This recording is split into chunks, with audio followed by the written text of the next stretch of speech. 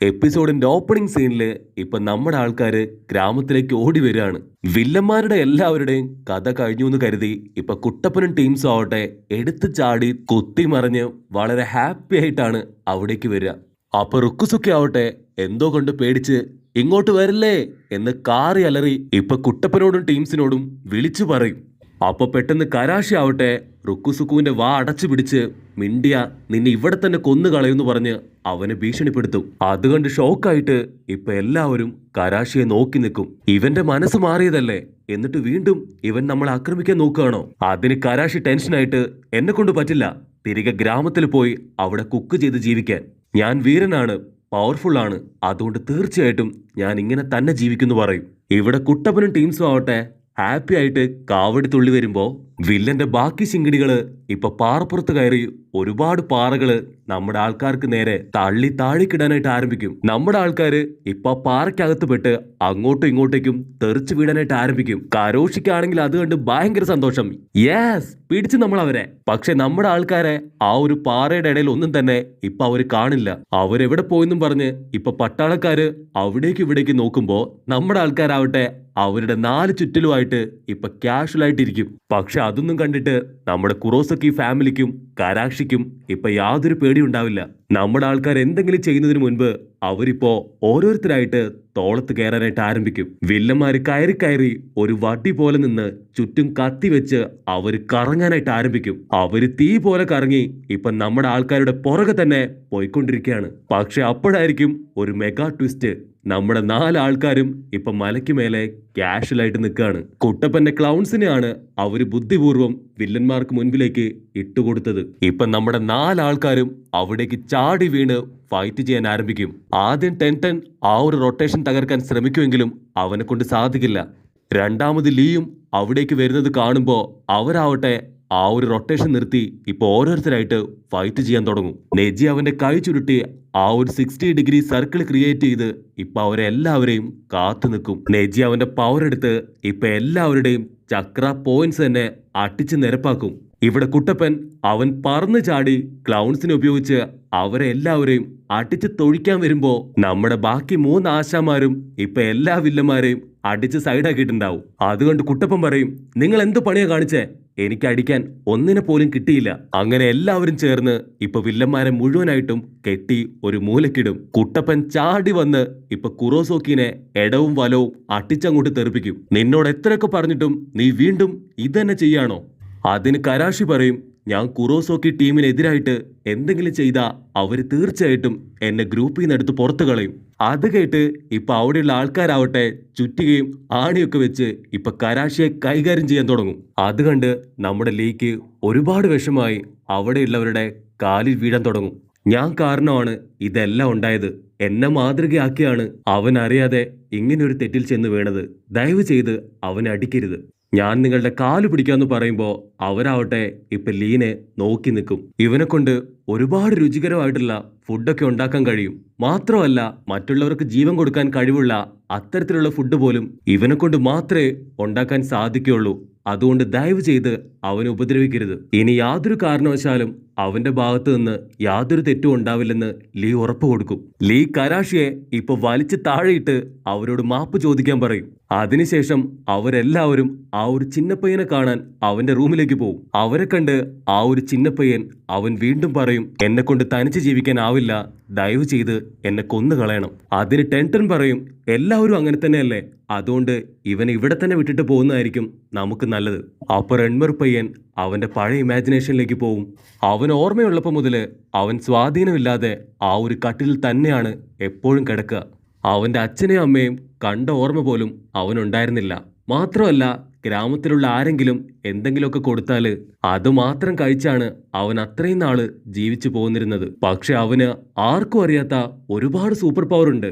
അങ്ങനെ ഒരു ദിവസം അവന്റെ പവർ വെച്ച് പുറത്തേക്ക് നോക്കുമ്പോ ഒരുപാട് പേര് അവിടെ കൃഷി ചെയ്യുന്നതായിട്ട് കാണും. അതിലൊരാളുടെ കാലില് കത്തി കൊണ്ട് ഇപ്പൊ നല്ല രീതിയിൽ പരുക്ക് പറ്റും. അത് കണ്ട് ആ ഒരു കുഞ്ഞിപ്പയ്യന് ഒരുപാട് വിഷമാവും. അടുത്ത ദിവസം അയാൾ ഫുഡ് കൊണ്ടുവരുമ്പോ നമ്മുടെ കുഞ്ഞിപ്പയ്യൻ ചോദിക്കും, ഇന്നലെ ഉണ്ടായ കാലിന്റെ മുറിവ് അതിപ്പോ കുറവുണ്ടോ? ഉടനെ അവൻ ഞെട്ടി എഴുന്നേക്കും, നിനക്കെങ്ങനെ മനസ്സിലായി എന്റെ കാലിൽ അപകടം ഉണ്ടായത്? അതിന് കുഞ്ഞിപ്പയ്യൻ പറയും, എനിക്ക് ഇവിടെ ഇരുന്നുകൊണ്ട് തന്നെ എല്ലാം കാണാൻ സാധിക്കും. അപ്പോഴാണ് അവന്റെ പവർ അവിടെയുള്ളവരെല്ലാവരും തന്നെ തിരിച്ചറിയുക. അയാള് പേടിച്ച് വരച്ച് ഇപ്പൊ പുറത്തേക്ക് ഓടും. ദിവസങ്ങൾ കഴിയുന്നതിനെ അവന്റെ പവർ കൂടി വരുംതോറും ആളുകൾക്ക് അവന്റെ അടുത്തു പോവാൻ പോലും ഒരുപാട് പേടിയായി തുടങ്ങി. അങ്ങനെ ജനങ്ങള് ഈ ഒരു ചിന്നപ്പയ്യൻ അവനൊരു മോൺസ്റ്റർ ആണെന്ന് കരുതി അവന്റെ അടുത്തേക്ക് പോവാതായി. അന്നു മുതല് അവൻ പട്ടിണിയിലും കഷ്ടപ്പാടിലും ഒരുപാട് ബുദ്ധിമുട്ടി. ആ സമയത്താണ് റെയ്ക്ക അവിടേക്ക് വന്ന് അവനെ കൂട്ടിക്കൊണ്ടു പോകുന്നത്. ഇവന്റെ പവർ ഉപയോഗിച്ചാണ് റെയ്ക്ക ആ ഒരു 7 നിഞ്ച സ്ക്വാഡില് ഒരു മെമ്പറായി തീർന്നത്. അത് കേട്ട് കുട്ടപ്പൻ ദേഷ്യപ്പെട്ട്, നീ ചെയ്തതെല്ലാം വളരെയധികം തെറ്റാണ്.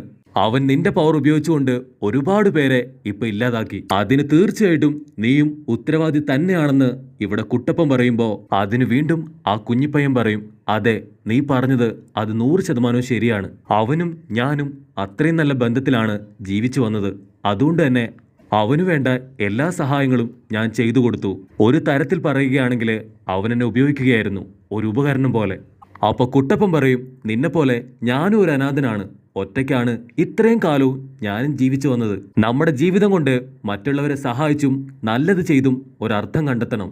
സോ അതുവരെ തീർച്ചയായിട്ടും നിന്റെ കൈയും കാലുമായിട്ട് നിന്നോടൊപ്പം ഞാനുണ്ടാവും. നിനക്ക് ആവശ്യമുള്ള എല്ലാ സഹായവും ഞാൻ ചെയ്തുതരാന്ന് പറഞ്ഞ് കുട്ടപ്പനാവട്ടെ അവനെ തോളത്തേക്ക് തൂക്കിയെടുക്കും. അത് കണ്ട് ചിന്നപ്പയ്യൻ കുട്ടപ്പനോട് ചെറിയൊരു ഹെൽപ്പ് ചോദിക്കും. കട്ട് ചെയ്താ ഇവിടെ ഇപ്പോഴും റെയ്ക്കയുടെ കൈ ആ ഒരു പാറയ്ക്ക് മേലെ ഉയർന്ന് തന്നെ നിൽക്കുകയാണ്. നെജിയാവട്ടെ അവന്റെ പവർ ഉപയോഗിച്ച് അത് ചെക്ക് ചെയ്യുമ്പോ റെയ്ക്കയുടെ ബോഡിക്ക് അതിനിപ്പോ ജീവനില്ലാന്ന് എല്ലാവരോടും പറയും. പക്ഷെ റെൺമുറു അവന്റെ പവർ ഉപയോഗിച്ചുകൊണ്ട് ആ കൈകൾ ചെക്ക് ചെയ്യും. എന്നിട്ട് പതിയെ അവൻ ചിരിക്കും. എന്തുപറ്റി, എന്താണെന്ന് ചുറ്റുമുള്ളവർ ചോദിക്കുമ്പോ അവനാവട്ടെ ഒന്നുമില്ല എന്ന് മറുപടി പറയും. അങ്ങനെ എല്ലാവരും ഇപ്പൊ ഹാപ്പിയായി ചിന്നപ്പയ്യനെ തൂക്കിയെടുത്ത് അമ്മച്ചിയുടെ കടയിലേക്ക് ഓടി അങ്ങോട്ട് വരും. കരാശി പയ്യനെയും ബാക്കിയുള്ളവരെയും കാണുമ്പോൾ തന്നെ ഇപ്പൊ അമ്മയ്ക്ക് ഒരുപാട് സന്തോഷമാവും. കരാശി ഓടി വന്ന് അമ്മയുടെ കാലിൽ വീണ്, ദയവ് ചെയ്ത് എന്നോട് ക്ഷമിക്കണം, പഴയതുപോലെ വീണ്ടും ആഹാരം ഉണ്ടാക്കി ജീവിക്കാൻ എന്നെ അനുവദിക്കണമെന്ന് പറയുമ്പോൾ അമ്മയാവട്ടെ അവന്റെ നേർക്ക് ഫുഡ് നീട്ടി ക്യാഷ്വലായിട്ട് അവനോട് ആദ്യം ആഹാരം കഴിക്കാൻ പറയും. ഫുഡ് കണ്ട സന്തോഷത്തില് ഇപ്പൊ കരാശി ആവട്ടെ മാക്കുന്ന് അത് തിന്നാൻ തുടങ്ങും. ഫുഡിലെ എരിവ് കാരണം അവന്റെ കണ്ണ് തള്ളി തള്ളി വരും. കിളവി ഈ സമയത്ത് പോലും ഇമാതിരി ഫുഡാണോ ഉണ്ടാക്കിക്കൊണ്ടിരിക്കുന്നതെന്ന് അവൻ ഒരു നിമിഷം ചിന്തിക്കും. ഇവിടെ ചിന്നപ്പയ്യനാവട്ടെ അവൻ ഫുഡ് കഴിക്കാതെ വളരെ ശോകമായിട്ട് അവിടെ നോക്കിയിരിക്കും. അതിന് കുട്ടപ്പൻ ചോദിക്കും, നിനക്ക് എന്തു പറ്റി, എന്താ ഫുഡ് കഴിക്കാത്തത്? ഓക്കെ, കുഴപ്പമില്ല, നിനക്ക് സബൂസയെ കുറിച്ച് എന്തെങ്കിലും അറിയുമെന്ന് ചോദിക്കുമ്പോ ചിന്നപ്പയ്യൻ പറയും, എനിക്ക് സബൂസയെ കുറിച്ചൊന്നും അറിയില്ല, പക്ഷെ കിസമയെ കുറിച്ച് അറിയാം. എന്തറിയാം, അവനിപ്പോ എവിടെയുള്ളത്, എന്താ ചെയ്യണേ എന്നൊക്കെ ചോദിക്കുമ്പോ അതൊന്നും എനിക്കറിയില്ല, പക്ഷേ ജസ്റ്റ് എനിക്കറിയാം എന്ന് മാത്രം ആ ചിന്നപ്പയ്യൻ ഇപ്പൊ മറുപടി പറയും. ഇവിടെ സീൻ ബ്ലാക്ക് ഔട്ട് ചെയ്ത ഇപ്പൊ ഗ്രാമത്തിലുള്ള ഒരുപാട് പേര് വന്ന് കുട്ടപ്പനോടും ബാക്കിയുള്ള ടീംസിനോടും താങ്ക്സ് പറയും. താങ്ക് യു, നിങ്ങൾ കാരണമാണ് ഞങ്ങൾക്ക് ഞങ്ങളുടെ ജീവനും ജീവിതവും എല്ലാം തന്നെ തിരികെ കിട്ടിയത്.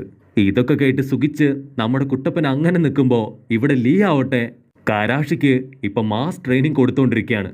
കാരണം അവൻ മാരത്തോൺ ഓടുമ്പോൾ പെട്ടെന്ന് തന്നെ ടയർഡായി താഴെ വീഴാണ്.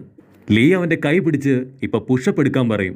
അവനാവട്ടെ 2 പുഷപ്പ് എടുക്കുമ്പോഴേക്കും വീണ്ടും ടയർഡായി താഴെ പോവും. ആ സമയത്ത് മേഘമെല്ലാം ഇരുണ്ടുകൂടി ഇടിവെട്ടി കാലാവസ്ഥ ആകമാനം ഇപ്പൊ മാറി മറിയാൻ തുടങ്ങും. അത് കണ്ട് കുട്ടപ്പനും നെജിയും അമ്മയുടെ കടയ്ക്ക് ചുറ്റുമുള്ള എല്ലാ മരങ്ങളും ഇപ്പൊ മുറിച്ചു മാറ്റും. അമ്മയ്ക്ക് ഒരുപാട് സന്തോഷമായിട്ട് പറയും, കരോഷിക്ക് ഇത്തരത്തിലുള്ള യാതൊരു ഉത്തരവാദിത്വവും ഇല്ല, എപ്പോഴും വെറുതെ ഇരിക്കൽ തന്നെയാണ് അവന്റെ പണിയെന്ന് പറയുമ്പോ ഇപ്പൊ ടെൻറ്റനാവട്ടെ കരാഷി അന്വേഷിച്ച് കടയിലേക്ക് ചെല്ലുമ്പോ അവിടെ കരാഷിയെയും ആ ഒരു ചിന്നപ്പയ്യനെയും കാണാനുണ്ടാവില്ല. അപ്പൊ അതേ സമയത്ത് ലോങ് ഷോട്ടില് കാട്ടിലൂടെ കരാഷി ആവട്ടെ ആ ഒരു ചിന്നപ്പയ്യനെ തോളിലെടുത്ത് റെയ്ക്കയെ തേടി പോയിക്കൊണ്ടിരിക്കുകയാണ്. കാരണം ചിന്നപ്പയ്യൻ അവൻ സ്കാൻ ചെയ്ത് നോക്കിയപ്പോ റെയ്ക്ക അവൻ ഇപ്പോഴും ജീവിച്ചിരിപ്പുണ്ടെന്ന് അവന് പിടികിട്ടിയിരുന്നു. ഇവിടെ റൺമുറു പയ്യൻ അവൻ റേക്കയെ കാണുമ്പോൾ തന്നെ ഇപ്പൊ താഴേക്ക് ചാടി വീണ് എഴഞ്ഞഴഞ്ഞ് അവന്റെ തൊട്ടടുത്തെത്തും. റൺമുറു പയ്യൻ റേക്കയുടെ കൈ പിടിച്ച് എന്റെ ജീവൻ കൊടുത്തും നിന്നെ ഞാൻ രക്ഷിക്കും. പക്ഷെ എന്താ, ആ ഒരു ചിന്നപ്പയ്യൻ അവൻ അവിടെ തന്നെ മരിച്ചുപോകും. ഇടിവെട്ടി കാർമേഘം ഇരുണ്ടു കൂടുമ്പോ ഇവിടെ റേക്ക ആവട്ടെ ആ പാറകളെല്ലാം തന്നെ തല്ലി തകർത്ത് അലറിക്കൊണ്ട് പുറത്തു വരുന്നതോടുകൂടെ ഈ ഒരു എപ്പിസോഡും അവസാനം.